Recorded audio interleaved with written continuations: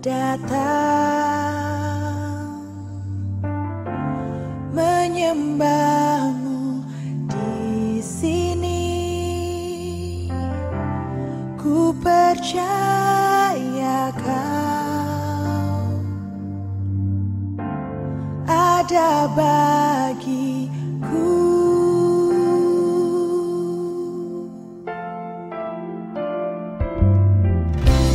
Bapakku datang menyembahmu di sini. Ku percaya ada bagiku. Tak usah ku takut sebab kau sertaku. Tak usah ku bimbang, kau di dalamku. Tak usah ku cemas, kau penghiburku. Saat ku lemah, kau kuatku. Ku nyanyi haleluya, ku nyanyi haleluya. Sungguh kau hebat, ajaib perkasa perbuatanmu.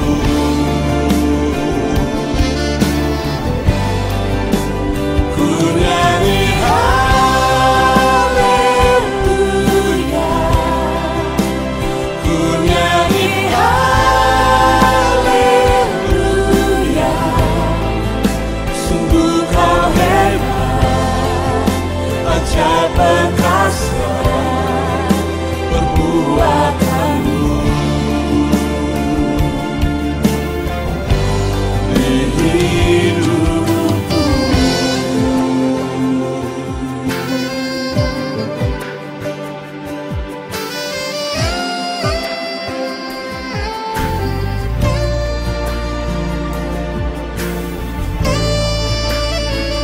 ku nyanyi haleluya, ku nyanyi haleluya.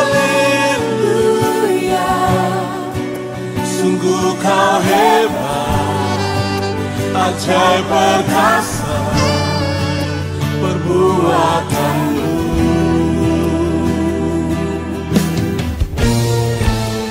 Ku nyanyi haleluya, ku nyanyi haleluya. Sungguh kau hebat, ajaib perkasa perbuatanmu. Di hidupku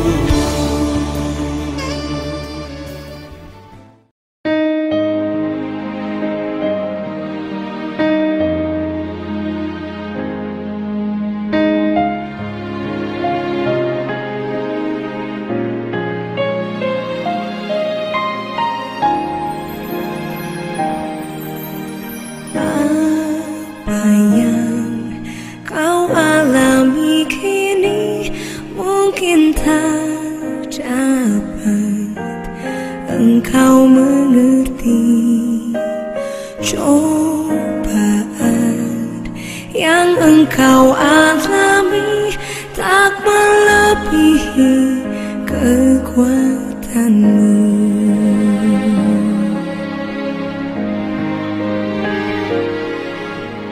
Tuhanmu tak akan memberi ular beracun pada yang minta roti. Satu hal tanamkan di hati, indah semua yang Tuhan beri. Tangan Tuhan sedang suatu karya yang agung mulia. Saatnya kan tiba nanti, kau lihat pelangi kasihnya.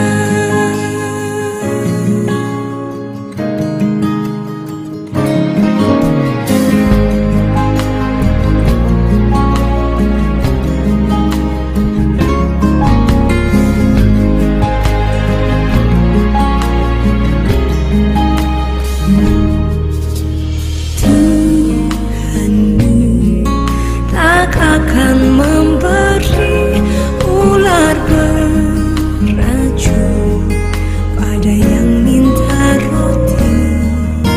Satu hal tanamkan di hati, indah semua yang Tuhan beri.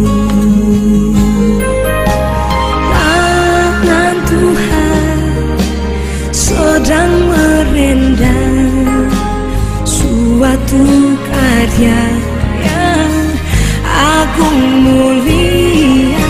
Saatnya kan tiba nanti, kau lihat pelangi kasihnya. Tangan Tuhan sedang merendam suatu karya yang agung mulia. Saatnya kan tiba nanti, kau lihat pelangi kasihnya. Tangan Tuhan sedang merendam,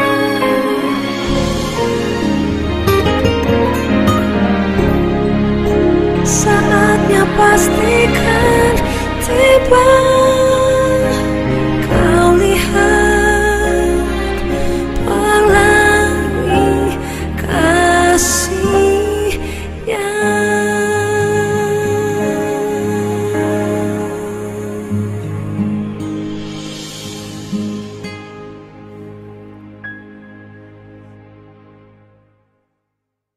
Shalom semua, puji Tuhan. Kita akan kembali melihat kebenaran firman Tuhan di dalam kitab Roma. Tapi sebelum itu mari kita berdoa. Tuhan Yesus, berkati kami dimanapun kami berada. Tuhan yang mendengarkan kebenaran firman-Mu saat ini, berbicaralah kepada kami dalam setiap situasi yang kami hadapi. Pakai anak-Mu Tuhan yang hanya alat-Mu, di dalam nama Yesus, sehingga kami mengerti kebenaran firman-Mu. Dalam nama Yesus, amin. Shalom, sekali lagi shalom. Ya, kita sudah sampai ke dalam pasal yang ke-15, ya, bagian pasal di mana Rasul Paulus mau kita menghidupi iman kita dalam Kristus Yesus sehari-hari, ya, di dalam rencana dan kasih Tuhan, di dalam apa yang Dia mau untuk kita lakukan. Ya, bukan hanya kita mengaku kita punya iman di dalam Yesus, tapi Tuhan mau melalui Rasul Paulus menuntun kita sebagai orang percaya apa yang harus kita lakukan, apa yang harus kita perhatikan, aplikasi sehari-hari di dalam kehidupan iman kita. Dan kita sampai di pasal 15. Kalau kita lihat di pasalnya yang ke-14, Rasul Paulus mengingatkan jemaat di sana, betul tidak? Bagaimana untuk jangan jadi batu sandungan, ya, untuk jangan saling menghakimi. Karena itu yang kita lihat juga sekarang, terkadang hanya karena perbedaan hal yang kecil terjadi perpecahan yang besar. Ya, padahal di dalam kekristenan Tuhan mau untuk kita fokus kepada hal yang besar, yaitu iman kita di dalam Yesus Kristus. Jangan biarkan hal-hal kecil malah menjadi batu sandungan, malah menjadi alasan untuk kita menghakimi satu sama lain. Jangan. Ya, sebagai contoh, beta ini tidak makan darah, lu makan darah toh? Oh, beta ini baptisnya dipercik, lu diselam toh? Ya. Terus ada lagi, oh beta nggak makan daging babi le, lu masih makan daging babi toh? Nah, seperti itu. Banyak hal karena makanan, karena minuman, karena praktek yang Tuhan mau hal-hal yang sebenarnya bukan hal yang besar, ya, akhirnya menjadi perpecahan yang besar. Tetapi Tuhan mau untuk kita kembali memperhatikan hal besar biarlah menjadi yang besar. Artinya fokuslah kepada iman kita dalam Kristus Yesus. Karena hanya satu-satunya keselamatan kita hanya dengan iman. Jangan jadikan hal-hal kecil ini akhirnya kita melihat satu sama lain, oh kita beda. Kato nggak sama, akhirnya terjadi perpecahan, tidak bisa bersatu. Jangan, fokuslah kepada Yesus, iman kepada Yesus, satu-satunya jalan menuju keselamatan, dan akhirnya kita akan menemukan sebuah kesatuan di dalam tubuh Kristus, ya, dengan yang berbeda-beda, ya, cara tata ibadah. Contoh, yang satu hanya pakai keyboard, yang satu pakai band lengkap, ya. Jangan kena perbedaan ini, kita beda. Padahal punya iman yang sama, yaitu di dalam Yesus Kristus. Satu-satunya juru selamat, satu-satunya keselamatan hanya melalui Yesus Kristus. Ya, berarti aman. Dan jadikan itu yang utama tetap utama. Itu yang Rasul Paulus ingin katakan. Untuk kita tetap fokus menjadikan yang utama itu utama. Jangan jadikan hal-hal kecil ini akhirnya perpecahan. Jangan. Ya, kita akan lihat bagian pasal 15 untuk kembali bagaimana penjabaran dari Rasul Paulus untuk apa yang harus dilakukan kalau ada hal-hal yang kecil ini yang akhirnya jadi batu sandungan, yang akhirnya saling menghakimi. Apa yang harus dilakukan? Jalan keluar yang harus diberikan dalam situasi itu. Kita lihat di pasalnya yang ke-15. Kita baca dulu ayat 1 sampai ayat yang ke-6 terlebih dahulu. Firman Tuhan, kita yang kuat wajib menanggung kelemahan orang yang tidak kuat. Dan jangan kita mencari kesenangan kita sendiri. Setiap orang di antara kita harus mencari kesenangan sesama kita demi kebaikannya, untuk membangunnya. Karena Kristus juga tidak mencari kesenangannya sendiri, tetapi seperti ada tertulis, kata-kata cercaan mereka yang mencerca engkau telah mengenai aku. Sebab segala sesuatu yang ditulis dahulu telah ditulis untuk menjadi pelajaran bagi kita, supaya kita teguh berpegang pada pengharapan oleh ketekunan dan pengharapan penghiburan dari kitab suci. Semoga Allah yang adalah sumber ketekunan dan penghiburan mengaruniakan kerukunan kepada kamu sesuai dengan kehendak Kristus Yesus, sehingga dengan satu hati dan satu suara kamu muliakan Allah Bapa Tuhan kita Yesus Kristus. Dengan satu hati, dengan satu suara kita mempermuliakan Bapa di dalam Yesus Kristus. Artinya yang Tuhan mau ada kesatuan. Jangan biarkan ada perpecahan, hal-hal kecil menjadi perpecahan. Kalau ada yang satu berbeda dengan yang lain, terima. Seperti Yesus sudah menerima kita. Itu yang Rasul Paulus katakan. Kalau Tuhan sudah menerima engkau, bahkan di saat engkau masih berdosa, kenapa engkau tidak bisa menerima saudaramu? Seperti itu. Ya, menerima saudaramu bukan berarti seperti ini. Oh dia belum sampai seperti beta. Jangan. Oh beta, jangan seperti itu. Ya, kadang orang bisa berbeda, tapi belum tentu salah. Mungkin itu caranya dia seperti itu. Ya, itu Tuhan sudah menjamah dia secara pribadi seperti itu. Ya, contoh ada teman kita yang tidak makan daging babi, sama-sama Kristen, ya, seperti itu. Karena secara pribadi dia punya conviction, secara pribadi sentuhan untuk dia stop. Mungkin dia udah kegemuan seperti saya ini, jadi dia putuskan, Tuhan kita stop cuma makan daging babi. Jangan kita langsung bilang, lu legalisme nggak mau makan daging babi. Jangan, itu urusan dia. Yang penting iman dia di dalam Yesus Kristus sebagai keselamatan, satu-satunya keselamatan, jalan keselamatan. Ya, jangan langsung ditahkimi. Contoh kita lihat teman kita, beta, lu kok main hanya ini, atau di gereja hanya tepuk tangan, kami lompat-lompat, atau kami menari, ya seperti itu. Ya mungkin itu caranya dia beribadah. Ya, jangan langsung karena itu, karena padahal imannya sama-sama dalam Yesus. Jangan, tetap dikatakan yang kuat wajib menanggung kelemahan orang yang tidak kuat. Artinya kalau kita lihat saudara kita belum sampai situ, ya kita terima.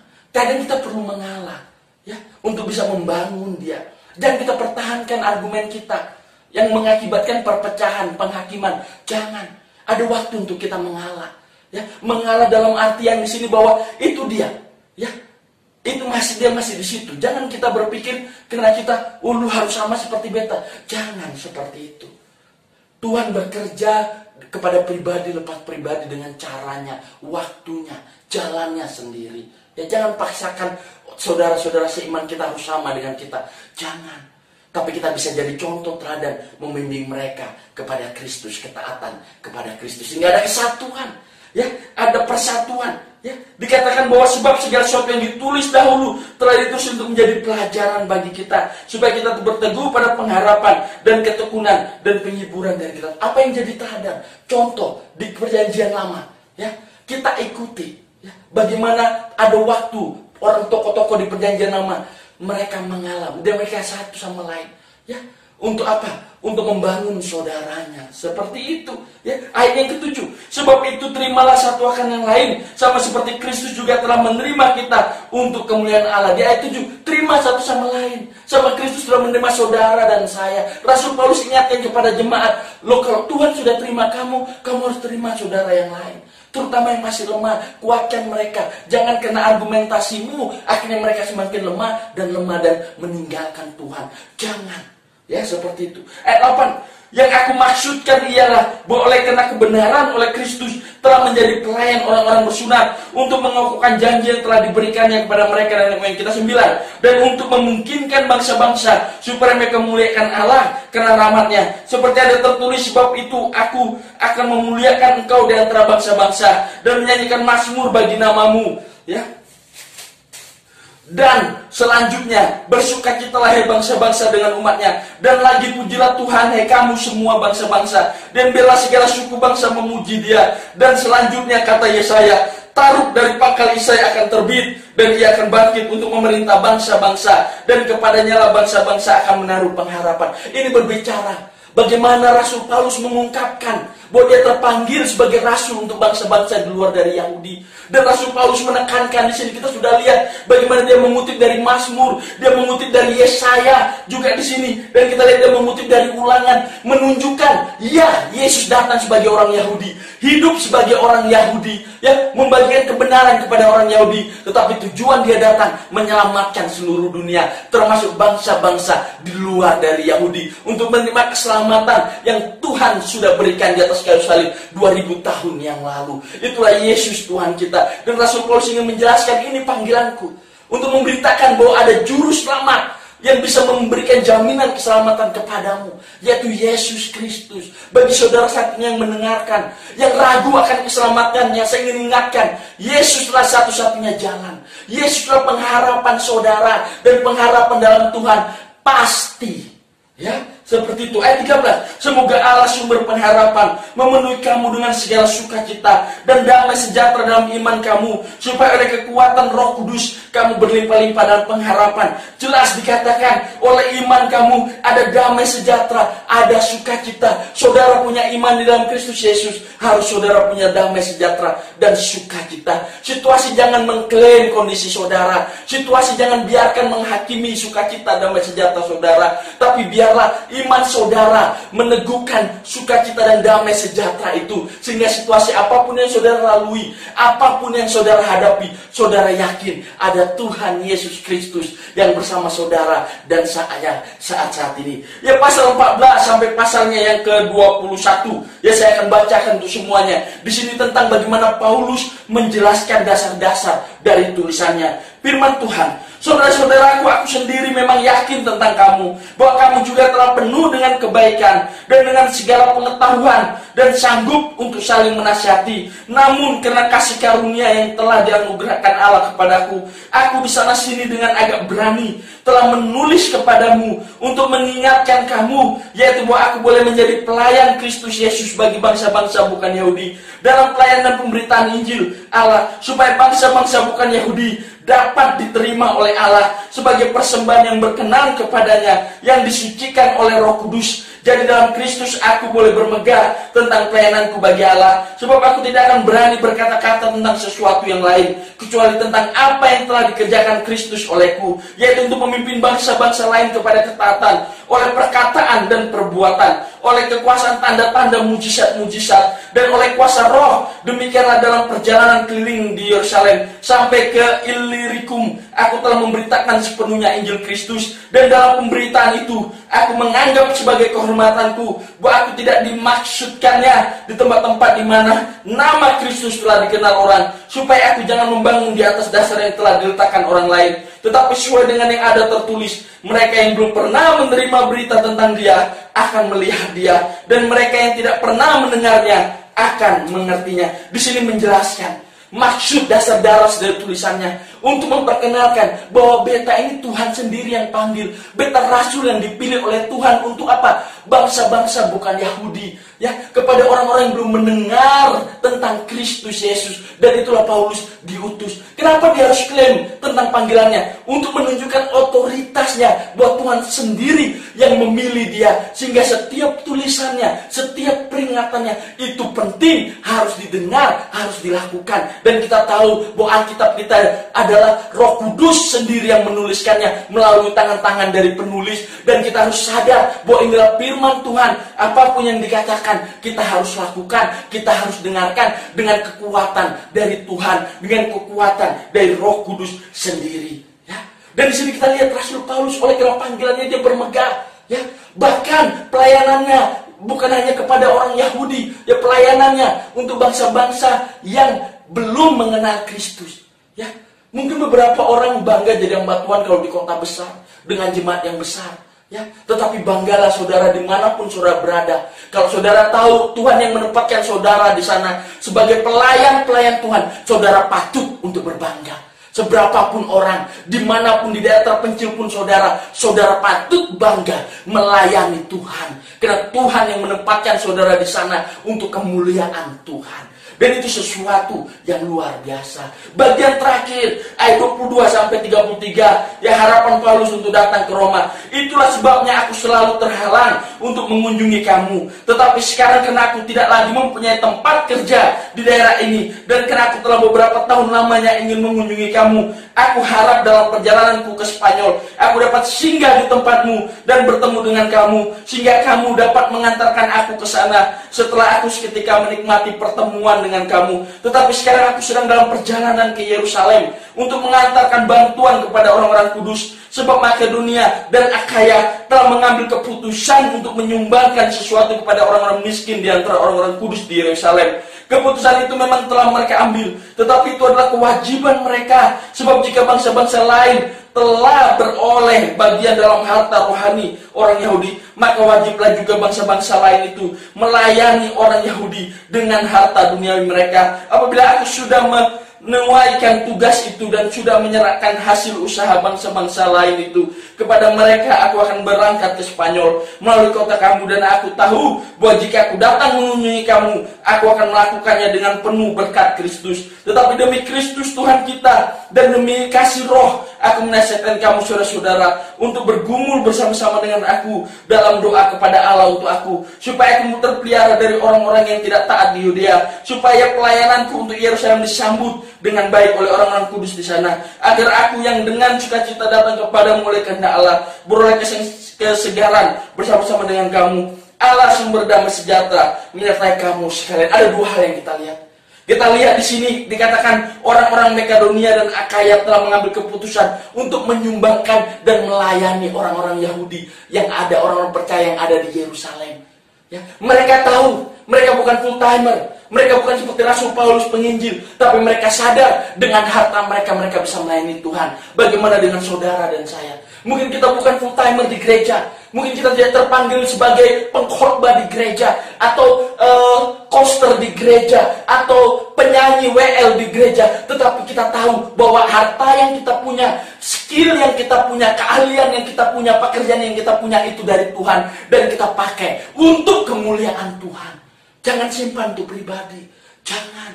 Saudara sudah menerima berkat rohani yang luar biasa, pakai itu untuk kemuliaan Tuhan, sebagai pelayanan saudara. Apapun yang ada sama saudara, pakai menjadi alat pelayanan saudara.